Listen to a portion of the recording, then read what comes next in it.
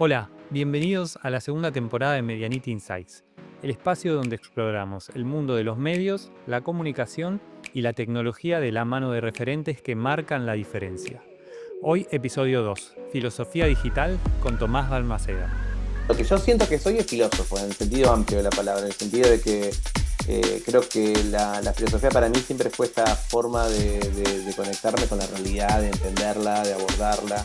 Creo que eso es lo que yo hago. Y siempre tuve pasión o interés por comunicar desde que soy muy chiquito. Y de algún modo siento que caí en el tiempo justo de cuando empezaba la internet social, a comienzos del siglo. Y yo ya estaba activo, dando vueltas ahí en lo que era esos primeros años de la web, ¿no? Tomás Balmaceda es esa rara combinación, filósofo y periodista. Alguien que eligió, como él mismo dice, dos profesiones que dan poca plata, pero que encontró en esa mezcla su única forma de entender y comunicar el mundo. Hoy charlamos sobre cómo la filosofía puede ayudarnos a navegar la era digital. Yo me acuerdo muy patente cuando me conecté por primera vez a internet, que fue en el año 96, en un locutorio que tenía una madrina mía en otra ciudad. Yo era de la provincia de Buenos Aires, soy de Campana, mi madrina Nora vivía en Zárate, y yo me tomaba el colectivo y viajaba 10 o 12 kilómetros para poder sentarme en una compu media hora y usar internet, porque era lo que a mí me encantaba hacer. Entonces, luego nada, logré convencer a mi vieja de poder conectarme. En ese momento te conectabas vía telefónica haciendo una llamada a Estados Unidos. Había bandas para poder llamar que eran más económicas, entonces tenías que esperar hasta las 12 para poder hablar por teléfono y que sea más barato. Nada, como que hice todo ese recorrido. Entonces hoy nada, me sorprende y me pone feliz ver las posibilidades que genera la tecnología en términos de comunicación, pero me pone contento haber empezado hace 30 años atrás, porque de alguna manera creo que me permite mirar con cierta perspectiva algunos fenómenos. Hace un tiempo hubiera sido inmersivo o metaverso, hace algunos años antes hubiese sido criptomonedas, hubiera sido Bitcoin. Para mí lo increíble es cómo de alguna manera esa curva uno podría decir, de awareness o de conciencia pública es mucho más alta, ¿no? Para la gente que trabaja en cripto hace muchos años que conoce eso, pero para el argentino o la argentina promedio, no sé, hace 2 o 3 años que entiende un poco acerca de qué hablamos cuando hablamos de criptomonedas, o por lo menos, nada, la palabra Bitcoin, por decirlo, una de las cripto más populares, la ubica. Con Metaverso hubo como ese pico en pandemia, ¿no? De mucho interés, pero quizás era una tecnología que todavía no estaba disponible en la visión que se nos presentaba para todas las personas. Entonces ahí nos quedamos un poco como con sabor a poco, pensando que era una revolución que no termina de explotar. Y con inteligencia artificial no, creo que rápidamente la etiqueta prendió. Como muy bien señalás vos, no hay forma de escaparle a esa realidad. La inteligencia artificial ya no es ciencia ficción.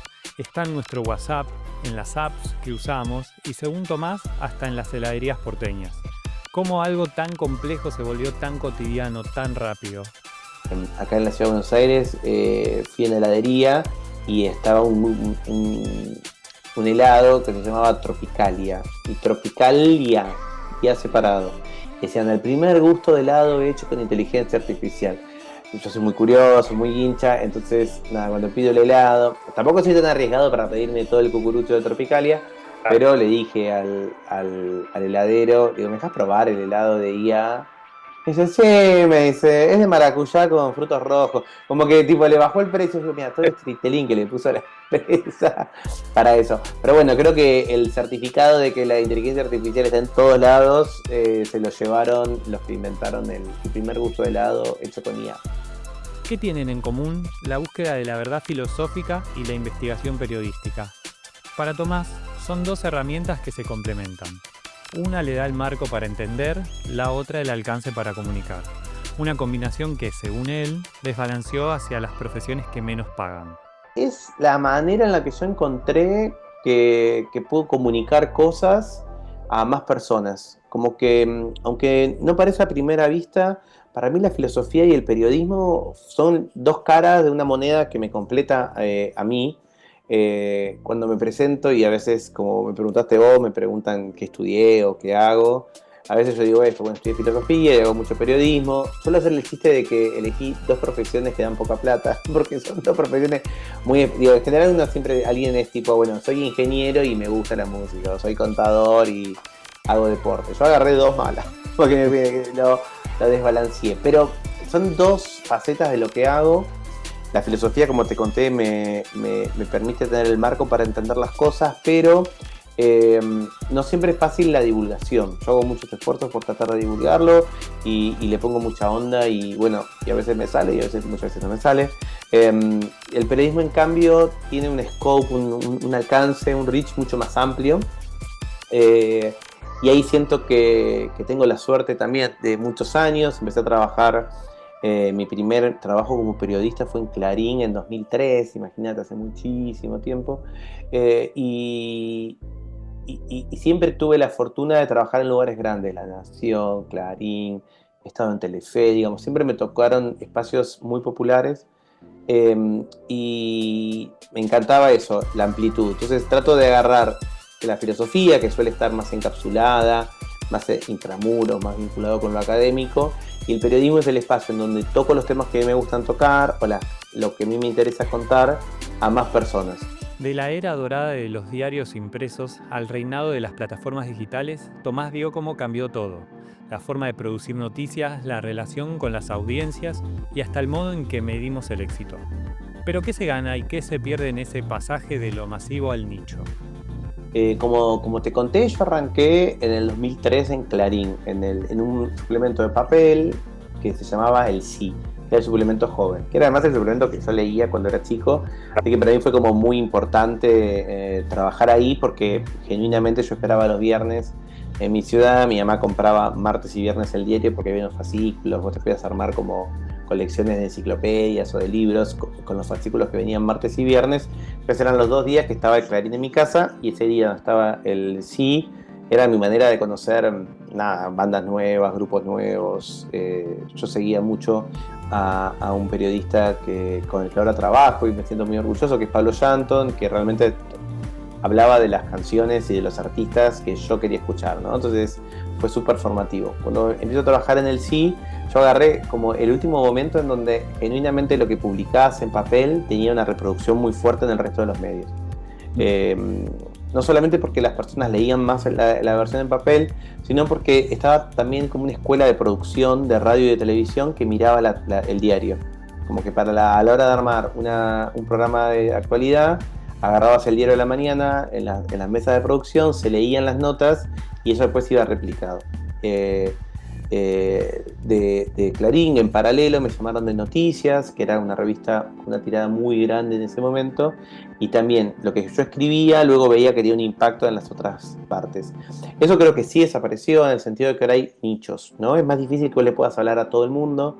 Creo que quizás los últimos 2 temas que le atraen a todo el mundo son el deporte y la política, porque ni siquiera los chimentos ya son masivos, sino que ahora hay más chimentos de redes, como que incluso las peleas en los programas de chimentos son de gente que quizás vos no conocés y que conoce a otra gente. Entonces yo creo que lo que se perdió fue eso, se perdió lo masivo, pero creció el nicho, y el nicho genera un público reducido en tamaño, pero muy atento, y que está dispuesto a crear una comunidad y que incluso está dispuesto a apoyarte. Eso también es una novedad.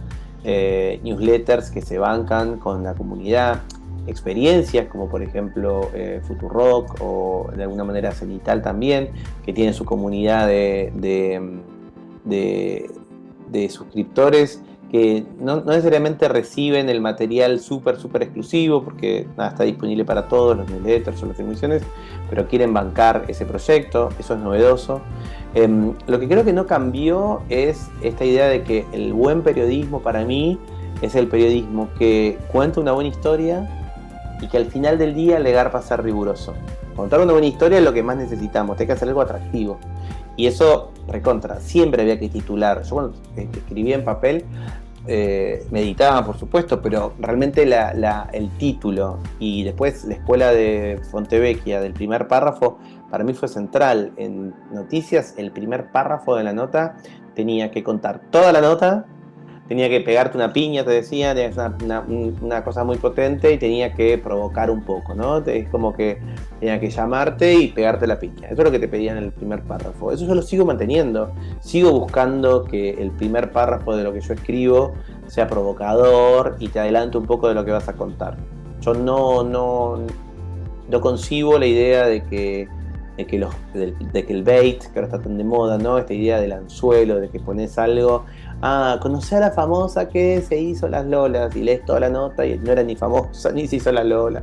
Wow. Por eso digo, es el impacto, lo atractivo, el storytelling, podríamos decir la narrativa, y que al final del día los datos garpan. ¿En qué sentido? Yo creo que la falsedad o el bait tiene patas cortas, no llegas muy lejos con eso.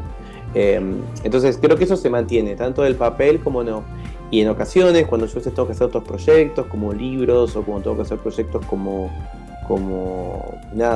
algo que se llaman white papers, que son como informes que se hacen sobre distintos temas para organizaciones o para compañías,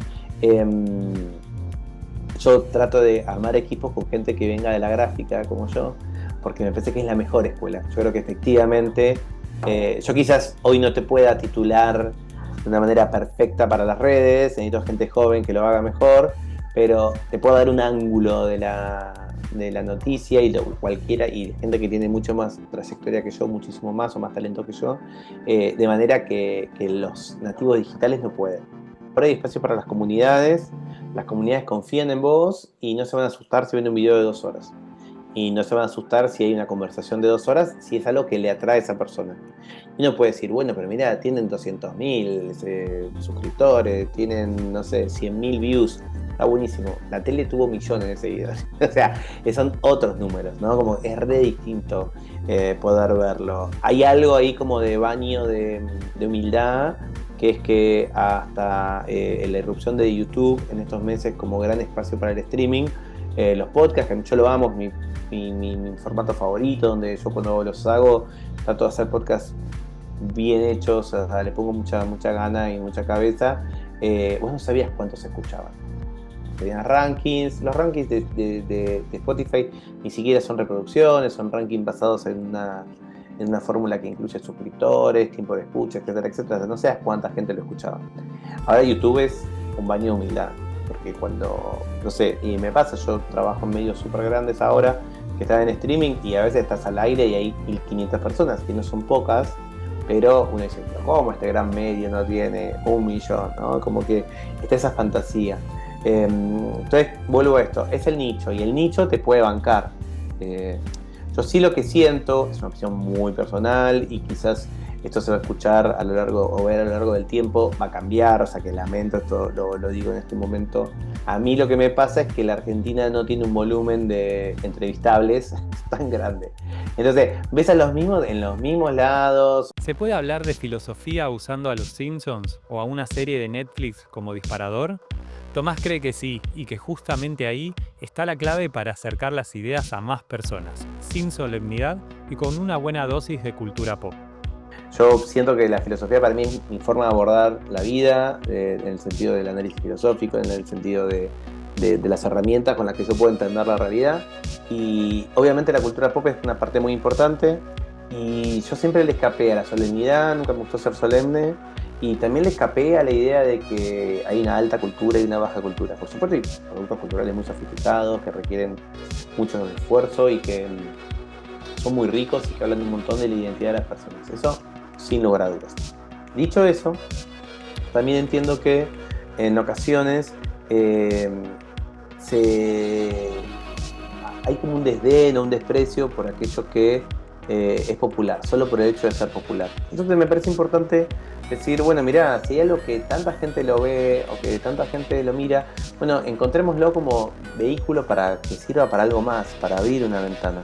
Yo tengo un libro hace un par de años que se llama Filosofía on Demand, que lo que hago es eso, analizo problemas filosóficos, 23 problemas filosóficos, algunos clásicos, otros más contemporáneos, a partir de eh, series de televisión. ¿Y por qué? Y bueno, porque en 2020, como fue la pandemia y se me ocurrió el libro, estábamos todos en el mundo de las series.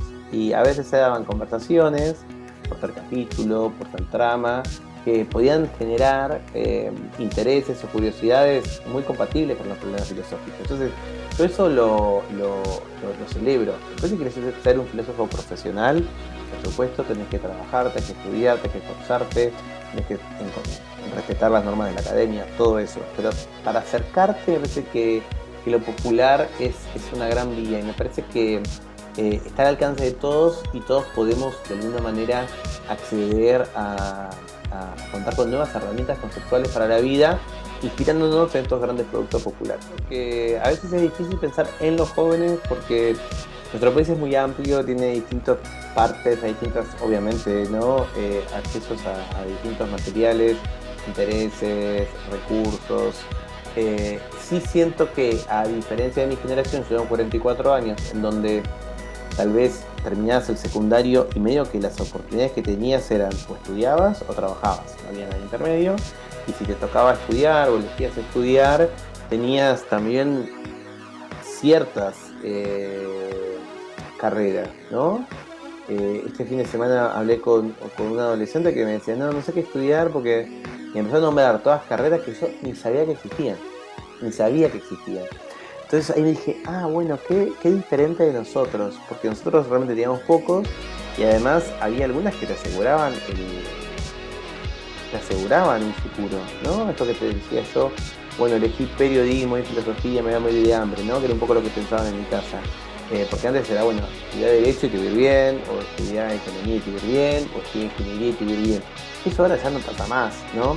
Entonces creo que también hay algo ahí de mayor libertad a la hora de presentarse y de contar, que escuchan o que ven, que cambió un montón. Y no seguir los mandatos, ¿no? Tampoco seguir. Exactamente, ya no está. Entonces, capaz se pueden acercar a la filosofía o a la reflexión filosófica desde otro costado, porque no tienen la presión de elegir solamente aquello que seguro te va a dar trabajo. La inteligencia artificial ya es parte del periodismo, pero ¿es una aliada o una amenaza? Tomás lo tiene claro, no es la causa de la crisis, sino un síntoma más de los cambios que ya vivimos en las redacciones. Yo creo que la irrupción de la inteligencia artificial y sus consecuencias no es la causa de nada, es un síntoma más de una crisis más grande, que es una crisis vinculada con la precarización de nuestro trabajo, pero también la transformación del rol que tiene el periodismo y las formas tradicionales en el mundo. Entonces, eso creo que está muy, muy, muy marcado. Y es una herramienta que nos tocó a nosotros en este momento descubrirla, encontrar los límites. Creo que tenemos que pensarlo, tenemos que discutirlo, tenemos que responder estas preguntas, tenemos que conversar sobre eso, pero no pensar que va a ser la única respuesta a la que tengamos, porque nada, después lo veremos. En muchos sentidos, escribir con IA, bueno, es como escribir con un corrector de Word un poco más sofisticado, en el sentido de que muchas veces te corrige cosas, y ahora cuando uno la pone para que directamente escriba algo, lo ponga, bueno, ahí es más complejo, ¿no? Porque si no sabes lo que estás haciendo o escribiendo, no vas a, de alguna manera, estar seguro que no estás metiendo la pata. Sí me sucede que me cuesta pensar quién usaría la IA para hacer su trabajo, a menos que no te guste tu trabajo, o a menos que tu trabajo te paga tan poco que necesitas hacer otro trabajo, o a menos que lo que te piden es algo que está por fuera, muy por encima de tus capacidades. Y eso es lo que sucede. O sea, creo que ataquemos esas cuestiones. Si no, si tenés a alguien que genuinamente le gusta el periodismo, le gusta contar historias, que quiere investigar, bueno, ¿por qué lo haría una IA si lo puedes hacer vos? Que es un proceso enriquecedor, lindo, humano. Entonces pienso que, como te decía, no es causa de nada, es el síndrome de algo más. Quizás tengamos que dividir más tareas de lo que a veces se llama el breaking news, que es tipo, ok, esto es la noticia del momento, que es lo que hoy hacemos cuando vamos a Twitter, a X, ¿no? Digo, hacemos que pasó algo, o te dicen, che, renunció tal, o pasó esto, vas a Twitter a verlo. Argentina no es un país que tuitee mucho, pero sí que consume mucho Twitter porque el quilombo está ahí, ¿no? Eso. Por un lado encontrás eso, y después hay medios que tienen más que ver con la el análisis de esos datos. Entonces, en el análisis de esos datos, lo que encontrás es, bueno, ahí sí es un espacio de tiempo. Por eso me parece que estas conversaciones, estos videos de 4 horas, de 2 horas de charla y eso, tienen su nicho. Nadie va ahí a buscar qué es lo que está pasando. Vas ahí porque decís, ok, esta persona va a tener una mirada parecida a la mía o que me interesa. Uno podría decir, bueno, podría tener una opinión distinta a la mía y lo escucho para sacar conclusiones, pero bueno, no siempre pasa. A veces uno le encantaría que suceda, pero bueno, solemos escuchar a la gente que es parecida a nosotros. Y lo vincularía, Mariano, más con eso, con tratar de dividir aquel que hace breaking news en último momento, y ahí sí lo que importa es la rigurosidad del dato y la rapidez, y quien haga después el análisis, bueno, tiene otros momentos, otros espacios, y también por supuesto se le piden otras cosas. En un mundo hiperconectado, Tomás apuesta a lo opuesto, hablarle a pocos pero bien.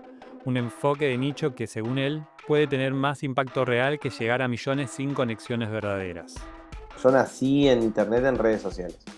Entonces siempre lo hice. Y creo que también al venir, no estoy exento por supuesto de errores que he cometido, que cometeré, pero no me vas a ver siendo irrespetuoso, no me vas a ver siendo violento, no me vas a ver respondiendo cosas que no sé, no me vas a ver hiriendo a personas, porque vengo de la vieja escuela, donde la vieja escuela vos lo tenías y lo enganchabas.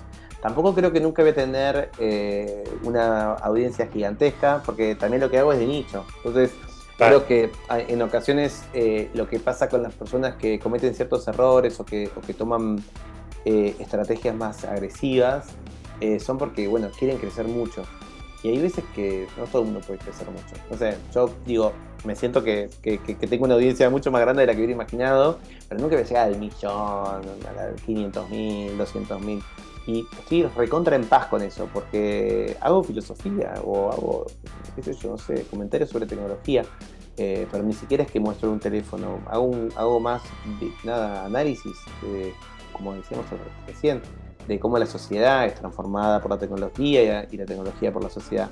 Entonces, bueno, si tengo 100.000, 50.000 seguidores, estoy feliz, el tipo es más de lo que yo hubiera esperado. Pero creo que naturalmente siempre mi manera de ser siempre y de comunicar, las redes sociales estuvieron desde el comienzo gravitando, y es, le hablo a un nicho, le hablo a personas que quieren hablar de estos temas con este tiempo, con las cosas, y las personas que después redundan en libros, redundan en charlas, en conferencias, en reportajes, simplemente porque genuinamente le hablo a quienes quieran escuchar y sé que les gusta eso. Entonces, claro, en mi caso es una decisión consciente y es un modelo, por decirlo de una manera, que me funciona. Entonces, no sé, yo lo veo mucho en LinkedIn, en la red social más laboral. Ahí realmente digo, lo que escribo, lo que hago es porque quiero efectivamente incidir en el mundo real. Entonces, escribo pensando en que, qué sé yo, no sé, me va a leer Mariano, que toma decisiones en una empresa, o Laura, que está asesorando a un legislador. Entonces yo sé que ahí, si me expreso lo que yo quiero hacer, voy a tener una recepción que no tiene que ver con el volumen de gente a la que llego, sino, como decías vos, la calidad de esa audiencia, por decirlo de alguna manera. Si querés ser periodista, no esperes a que alguien te dé la oportunidad, créala. Con un celular y creatividad podés hacer tu propio medio. Para Tomás, la clave está en mostrar lo que sabes hacer y nunca dejar de experimentar. Es difícil ver las oportunidades que uno tiene cuando las tiene, porque te das cuenta cuando no las tenés, ¿no? Entonces, para los que vinimos de otro mundo o somos del siglo XX, ver las posibilidades actuales nos vuelan la cabeza. Y para los más chicos, como nacieron estas posibilidades, las tienen naturalizadas. Yo lo que siempre recomiendo es, si vos te vas a presentar a una entrevista, o vas a pedir un laburo, o vas a juntarte con alguien, incluso un café o en un bar, y querés pedirle laburo, tenés que tener un link con lo que vos hacés muy bien. No hay ninguna excusa para que vos quieras estar en un streaming y no me puedas mostrar cómo sos vos hablando acá. ¿Y qué significa? No un falso vivo o una prueba. Tenés que tener tu canal de YouTube con tus producciones. ¿Querés hacer un podcast? ¿Querés trabajar en la radio? Bueno, dame el link a tu canal de podcast, a ver qué cosas estás haciendo. Nadie va a esperar que sean profesionales, nadie va a esperar que tengas cientos de miles de views, pero quiero verte en acción. ¿Querés escribir? Bueno, mostrarme tu blog, mostrarme tu Wattpad, lo que sea, en donde vos estuviste escribiendo. Yo no concibo las personas que te van a pedir trabajo me ha pasado a mí, ¿no? En lugares, le preguntas alguna referencia de sus trabajos. No, tengo muchas ideas, sé que lo voy a hacer bien, pero necesito una oportunidad. No, realmente con el teléfono celular puedes tener tu canal de YouTube, tu canal de podcast, puedes escribir, puedes hacer todo. Y de una manera bastante profesional, hay filtros, hay micrófonos, hay cámaras, Entonces, eso sería mi consejo, como no hay ninguna excusa para no tener experiencia y esa exploración. Capaz, flashabas que los podcasts eran para vos o las cámaras eran para vos y después te das cuenta que sos mejor escribiendo o al revés. Bueno, explorá y jugá con las herramientas que tenés. ¿Querés trabajar conmigo? Bueno, mostrarles qué haces. Claro. Si no es solamente que estás seguro que vas a ser bueno, pero mostrarme qué haces de una manera que yo te pueda ayudar. Así cerramos este segundo capítulo de Medianita Insights, donde filosofía, periodismo y tecnología se entrelazan para entender el presente y pensar el futuro. Gracias por acompañarnos. Nos vemos en el próximo episodio. No te lo pierdas.